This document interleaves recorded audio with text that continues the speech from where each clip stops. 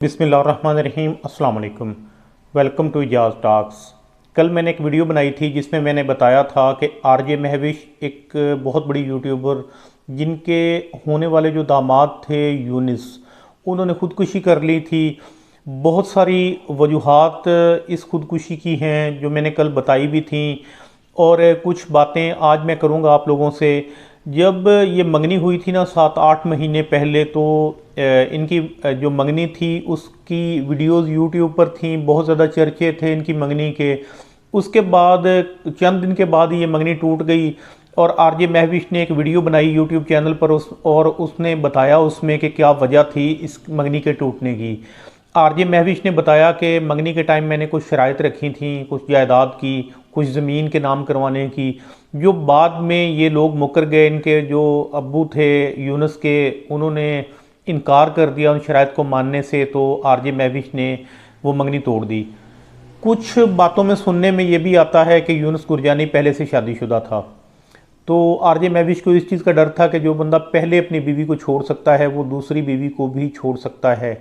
लेकिन इसमें हकीकत का मुझे कोई इल्म नहीं है, ये सुनी सुनाई बातें हैं। तो जब ये मंगनी टूट गई तो यूनुस बहुत ज़्यादा राब्ते करता रहा मुस्कान के साथ। फिर मुस्कान ने एक दिन एक वीडियो बनाई जिसमें वो रो रही थी और कह रही थी कि मेरा राब्ता हुआ है यूनुस के साथ। उसके बाद जब पता चला आरजे महविश को इस बात का, वीडियो देखने के बाद, तो माँ बेटी में काफ़ी ज़्यादा लड़ाई हुई। आरजे महविश नाराज़ हो के अपने ससुराल चली गई। तो एक रात वो वहाँ पर रहीं। सुबह मुस्कान ज़हरा जो आरजे महविश की बेटी हैं, वो अपनी माँ को मनाने के लिए अपने ननिहाल गई, वहाँ से वो मना कर लाई अपनी माँ को वापस। तो ये एक बहुत बड़ा एक निशान, सवालिया निशान था। इसका मतलब था कि मुस्कान चाहती थी कि उसकी शादी हो जाए यूनुस से, लेकिन आरजे महविश का भी इसमें कसूर कोई नहीं था। उसने भी शराइत रखी थी, वो पहले तो वो मान गए, बाद में उन्होंने इनकार कर दिया। तो बाद में भी वो राब्ते करता रहा यूनुस गुरजानी आरजे महविश के साथ। अपनी जो होने वाली मिसेज़ हैं मुस्कान, उनके साथ राब्ता करता रहा। लेकिन इनकी यही शर्त थी कि जो हमने शर्त रखी है वो पूरी कर दें, तो हमें कोई एतराज़ नहीं है इस बात में कि हम आपकी शादी मुस्कान के साथ कर दें। तो आरजे महविश की तरफ से कोई इनकार नहीं था। लेकिन यूनुस का जो वालिद था वो मुसलसल इस ज़िद पर अड़ा हुआ था कि मैं अपनी जो ज़मीन है वो उसके नाम नहीं करवाऊँगा। यूनुस का कहना था कि जो मेरी ज़मीन है ना मेरे हिस्से की, वही आप उसमें से आप उसके नाम करवा दें। तो फिर भी वो बंदा ज़िद पे था। तो आज देखेंगे क्या हुआ। यूनुस को उन्होंने हमेशा के लिए खो दिया। ज़मीन कहाँ गई? वो ज़मीन तो वहीं पर पड़ी हुई है। ज़मीन का क्या करेंगे? वो बेटा चला गया, हमेशा के लिए चला गया, तो क्या फ़ायदा हुआ। तो उसके बाद आरजे महविश ने एक वीडियो बनाई, अपलोड की। उन्होंने कहा कि मैं जब सुबह उठती हूँ तो अपना चैनल का विज़िट करती हूँ। जब मैं उठी तो मैंने सुबह चैनल अपना खोला, तो उसमें मैंने कमेंट में देखा कि यूनुस गुरजानी की मौत वाक़ई हो गई है। तो मुझे बहुत ज़्यादा इस चीज़ की तकलीफ़ हुई, मैं बहुत ज़्यादा रोई। मुस्कान भी रो रही थी, उन्होंने एक वीडियो में दिखाया। तो वो तो दुआ कर रही थी कि अल्लाह करे ऐसा ना हो। तो उन्हें तो दुख था और वो बार बार ये कह रही थी कि वो अगर राब्ता करते हमारे साथ उनके वालिदैन, तो हमारी तरफ से कोई इनकार नहीं था अगर ये वजह है तो वो ये भी कह रही थी कि हमें नहीं पता है कि यूनुस गुरजानी ने किस वजह से ख़ुदकुशी की है। तो जो भी वजूहात थी, आज यूनुस हमारे दरमियान नहीं है। वो हमारा भाई था, एक यूट्यूबर था। आज हमारे दरमियान में से हमारा एक भाई जो है वो हमेशा के लिए इस दायरा फ़ानी को छोड़कर अब्दी नींद सो गया। तो माँ बाप के लिए पछतावे के सिवा हमेशा के लिए कुछ भी नहीं है। तो बहुत ज़्यादा वीडियोस हमने मुस्कान के साथ उसकी देखी। मुस्कान की ज़िंदगी दोबारा मामूल पर आ जाएगी, आरजे महविश पे भूल जाएंगे इस बात को। लेकिन वो माँ बाप, वो बाप हमेशा इस बात पर पछताता रहेगा कि काश मैंने मान ली होती बात अपने बेटे की, तो आज मुझे ये दिन देखना ना पड़ता। तो हमारी दुआ है कि अल्लाह पाक यूनुस की तमाम ख़ताओं को माफ़ करे, उसको जन्नतुल फिरदौस में आला मकाम अता फ़रमाए। तो जो भी उसने ख़ताएँ की हैं अल्लाह पाक उसको बख्श दे, उसको नेकियों में बदल दे। एक बहुत अच्छा लड़का था। उसके एक कज़न हैं इस्माइल, उससे मेरी अक्सर बात होती थी, जिसके दोनों बाजू नहीं हैं।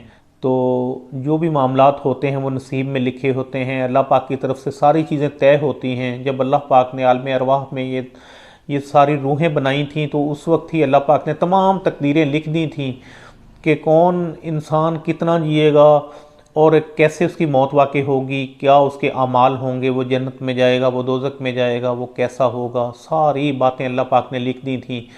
तो होता तो वही है जो अल्लाह पाक की तरफ से है, जो तकदीर में लिखा होता है। इसलिए हमें नेक आमाल करने चाहिए, हमें दीन के अरकान जो हैं उन्हें पूरा करना चाहिए, हमें नमाज, रोज़ा और अगर अल्लाह पाक ने अस्तात दी है तो हज करना चाहिए, ज़कात देनी चाहिए और ख़ास तौर पर जो तौहीद है ना उसको मजबूती से हमें तौहीद पर अमल करना चाहिए।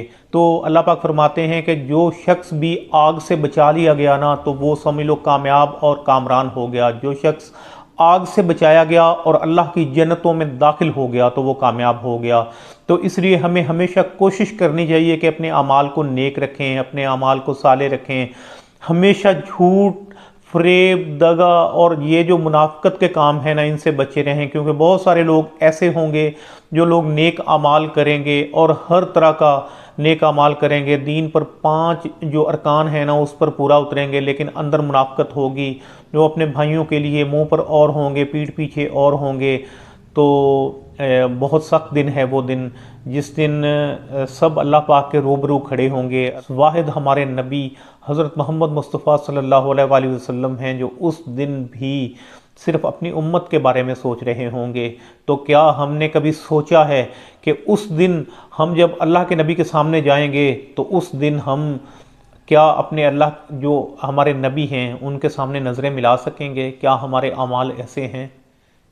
क्या हमने अल्लाह के नबी की बात मानी? क्या हमने अल्लाह के नबी की बात को सुना लेकिन उस पर अमल किया? मौत बरहक है, हर शख्स को मौत आनी है। कोई पता नहीं है कि वो घड़ी कब हमारे सामने फरिश्ता आ जाए और हमारी रूह कब्ज़ कर ले, वो घड़ी कोई दूर नहीं है। हम एक कदम उठा चुके हैं अपनी कब्र के लिए और दूसरा उठाने वाले हैं। तो हमें हमेशा नेक और साले अमाल करने चाहिए। हमें दुआ करनी चाहिए कि जब हमारी मौत का वक्त आए तो हमारा जो वो अमल है ना आखिरी, वो दीन के लिए हो, वो कोई नेक काम का अमल हो। हम नमाज में हों, हम रोज़े में हों, हम ज़कात दे रहे हों, हम हज का तवाफ़ कर रहे हों, हम उम्रा कर रहे हों, हम खालिस तौहीद पर खड़े हों, तो हमारा ईमान जो है ना वो मज़बूत हो। तो हमें ये दुआ करनी चाहिए अपने लिए और कोशिश भी करनी चाहिए तमाम मुसलमानों के लिए। अल्लाह पाक तमाम मुसलमानों को सिरात मुस्तकीम पर चलने की तौफीक अता फ़रमाए, तमाम मुसलमानों को मुत्तहद करे। हमेशा जो है तमाम मुसलमान उनके दरमियान में एक दूसरे के लिए जो बुग़्ज़, कीना और नफ़रत, अदावत है वो अल्लाह पाक उनको ख़त्म कर दे। तो इकट्ठा रहना चाहिए तमाम मुसलमानों को। तो नबी करीम सल्लल्लाहु अलैहि वसल्लम की तालीमात पर अमल करना चाहिए। इसी के साथ ही इजाज़त चाहते हैं। अल्लाह निगहबान।